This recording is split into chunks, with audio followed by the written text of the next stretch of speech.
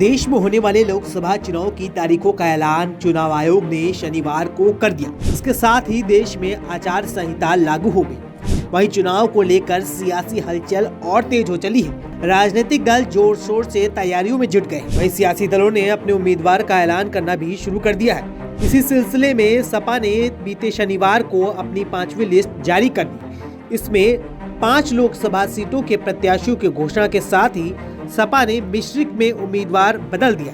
इसके साथ ही इस लिस्ट में सपा ने आजमगढ़ सीट पर अपने प्रत्याशी का ऐलान कर दिया है। सपा ने धर्मेंद्र यादव को आजमगढ़ से टिकट दे दिया। बता दें कि धर्मेंद्र यादव को पहले बदायूं से उम्मीदवार बनाया गया था, लेकिन बाद में वहां से चाचा शिवपाल यादव को चुनावी मैदान में उतार दिया गया। इसके बाद धर्मेंद्र यादव को आजमगढ़ और कन्नौज दोनों लोकसभा सीटों का प्रभारी बना दिया गया था। इसके बाद से ही ऐसा माना जा रहा था कि इनमें से एक सीट पर अखिलेश यादव और दूसरी सीट पर धर्मेंद्र यादव चुनाव लड़ सकते हैं। तो वहीं अब ऐसा साफ लगने लगा है कि सपा मुखिया अखिलेश यादव कन्नौज लोकसभा सीट से चुनाव लड़ सकते हैं। वैसे अखिलेश यादव पहले भी कन्नौज से चुनाव लड़ने की बात कह चुके हैं। हालांकि सपा की तरफ से इसकी औपचारिक घोषणा नहीं की गई है। वहीं लोकसभा चुनाव की तारीखों के ऐलान के बाद सपा सुप्रीमो अखिलेश यादव ने ट्वीट कर लोकसभा चुनाव की घोषणा का स्वागत किया है। इसके साथ ही उन्होंने बड़ा सियासी बयान भी दे डाला है। उन्होंने 7 चरण हराओ भाजपा हटाओ का नारा दिया है।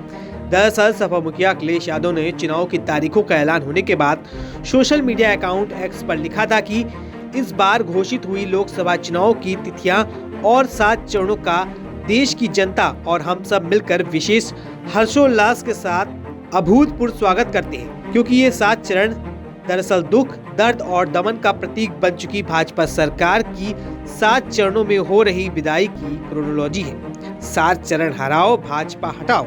तो इस तरह से अखिलेश यादव ने भाजपा पर भी निशाना साधा है और उसकी विदाई का ऐलान कर दिया है। तो अब देखना होगा कि सपा मुखिया कहां से चुनाव लड़ते हैं, या फिर एक बात और भी निकल के सामने आ रही है कि अखिलेश यादव इस बार चुनाव लड़ने से ज्यादा लड़वाने के मूड में नजर आ रहे हैं। तो देखना होगा क्या कुछ होता है। तब तक के लिए बने रहिए 4PM के साथ।